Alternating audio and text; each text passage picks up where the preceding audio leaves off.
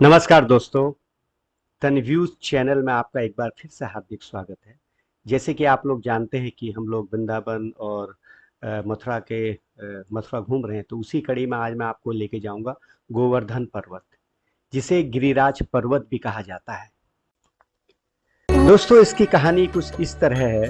कहते हैं ऋषि पुलस्त्य जी कुछ दिनों के लिए जब यात्रा में गए थे, तो रास्ते में उन्हें गोवर्धन पर्वत दिखाई, बहुत सुंदर प्यारे से। तो उनकी इच्छा हुई कि मैं इसे काशी लेके जाऊं, इस पर्वत पर, उसी में बैठ के अपनी तपस्या करूंगा और अपनी अपनी आगे की ज़िंदगी गुजारूंगा। तो उनके पिता के पास गए, तो पिता राजी हो गए उन्हें काशी ले जाने के लिए, लेकिन गोवर्धन जाना नहीं चाहते थे।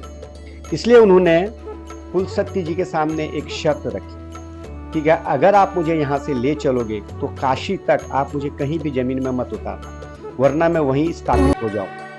पुलस्त्य जी राजी हो गए। और जब ऋषि जी को बहुत थकान लगी, थकान क्या लगी, खुद गोवर्धन जी ने अपनी ताकत, अपना वजन इतना बढ़ा दिया कि उन्हें सुस्ती आने लगी और आराम करने के लिए उन्होंने गोवर्धन पर्वत को जमीन पर रख दिया। वह स्थान ब्रज मथुरा था। बाद में गोवर्धन पर्वत हिलाने से भी नहीं हिला। जब ऋषि जी को गोवर्धन जी ने अपनी बातें, अपना वचन याद दिलाया, तो उन्हें बड़ा क्रोध आया। तब उन्होंने उन्हें श्राप दिया गोवर्धन पर्वत को कि आज के बाद हर दिन तुम तिल तिल करके घटते रहोगे, इसी तरह तुम एक दिन धरती में समा जाओगे। तब से आज तक गोवर्धन पर्वत घटता जा रहा है। आज वो जमीन के लेवल में। श्री कृष्ण जी ने इसी पर्वत को इंद्र के कहर से बचाने के लिए, यानी कि जो उन्होंने आंधी तूफान ब्रजवासियों को डराने के लिए किया था, तो वृंदावन वासियों को, तो श्री कृष्ण ने 3 दिन तक अपने उल्टे हाथ की छोटी उंगली में इस पर्वत को उठा के रखा और उसके नीचे वृंदावन वासियों की रक्षा की। तभी से भक्तों द्वारा इस पर्वत की परिक्रमा की जाती है। 5000 साल पहले ये पर्वत की ऊंचाई 30,000 मीटर हुआ करती थी, ऐसा कहते हैं, और अब शायद कुछ ही मीटर रह गई। और इस पर्वत के चारों तरफ की परिक्रमा 21 किलोमीटर, यानी कि 7 कोस परिक्रमा लोग करते हैं, 21 किलोमीटर। तो इसको जो परिक्रमा करते हैं उसके भी अपने लोगों के अलग अलग नियम हैं। कई प्रकार से लोग इसकी परिक्रमा करते हैं। जैसे कुछ लोग पैदल यात्रा करते हैं, जिन्हें ये 21 किलोमीटर चलते चलते 8 या 9 घंटे लग जाते हैं। कुछ लोग एक मटकी में दूध रखते हैं, उसमें छेद कर लेते हैं और वो दूध गिराते हैं। उनके साथ एक गाड़ी चलती है, उसमें दूध का टैंक रहता है, मतलब बड़े बर्तन में दूध रहता है, और वो उस दूध को गिराते हुए जाते हैं और परिक्रमा करते हैं। और कुछ शहानी सेवा, यानी कि झाड़ू मारते, रास्ता साफ करते हुए परिक्रमा करते हैं। दंडवत परिक्रमा, कुछ लोग क्या करते हैं, एक पत्थर लेते हैं और अपने लंबाई के हिसाब से पत्थर जमीन में रखते हैं, दंडवत प्रणाम करते हैं, फिर खड़ते हैं, फिर वो पत्थर आगे रखते हैं, फिर ऐसे करके वो परिक्रमा करते हैं। उनको तो कई दिन लग जाते हैं।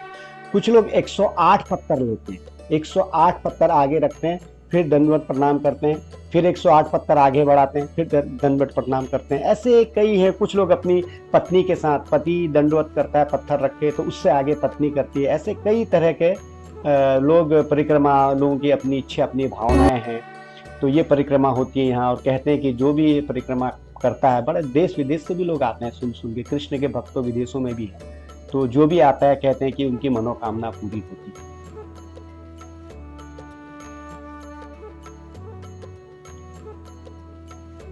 पुंचरी का मंदिर, ये पुंचरी जी कृष्ण के बहुत जिगरी दोस्त हुआ करते थे। जब कृष्ण जी ने इन्हें अपने साथ राज्य में ले जाने के लिए कहा, तो उन्होंने कहा नहीं, मैं यहीं आपका इंतजार करूंगा और एक दिन आप जरूर आओगे। तो ये बहुत फेमस है, यहाँ भी लोग दर्शन करते हैं। और ये है राधा कुंड, इसके बगल में ही श्याम कुंड है, और इसकी कहानी पहले मैं आपको बता चुका हूँ। ये भी गोवर्धन पर्वत के परिक्रमा के बीच में ही आता है।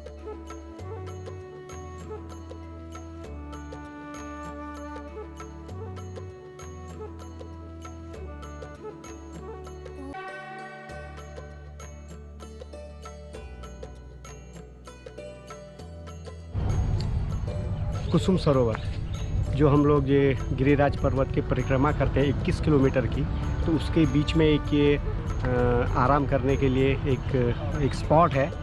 और यहाँ पर काफ़ी फिल्मों की शूटिंगें भी हुई है, आप लोगों ने देखा होगा। आज प्री वेडिंग शूटिंग भी यहाँ पर बहुत होती हैं और इस जगह का ये बहुत फेमस स्थान है। और शाम को यहाँ लाइटिंग होती है, बहुत अच्छी लाइटिंग होती है। लोग यहाँ शाम को बहुत जमा होकर लाइटिंग का मज़ा लेते हैं। दोस्तों, इससे बोलते हैं मानसी गंगा। ये मानसी गंगा है। तो कृष्ण भगवान इसको यहाँ पर लेके आए थे। ये गोवर्धन पर्वत के यहीं पर जो मंदिर है उनके बगल में ये है मानसी सरोवर। बहुत फेमस मानसी गंगा कहते हैं इसको।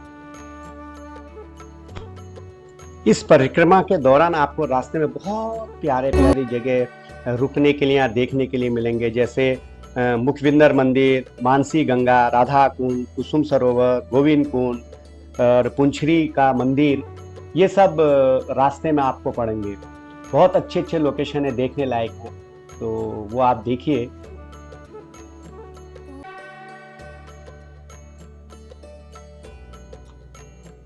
चलिए, अब मुझे इजाज़त दीजिए। फिर मिलूंगा अगले एपिसोड में किसी नई कहानी के साथ। और अगर आपने मेरा चैनल सब्सक्राइब नहीं किया तो प्लीज़ सब्सक्राइब कीजिए, लाइक कीजिए और अपने दोस्तों में शेयर कीजिए। चलिए, तब तक के लिए अपना खूब ध्यान रखिएगा, स्वस्थ रहिएगा, मस्त रहिएगा। नमस्कार।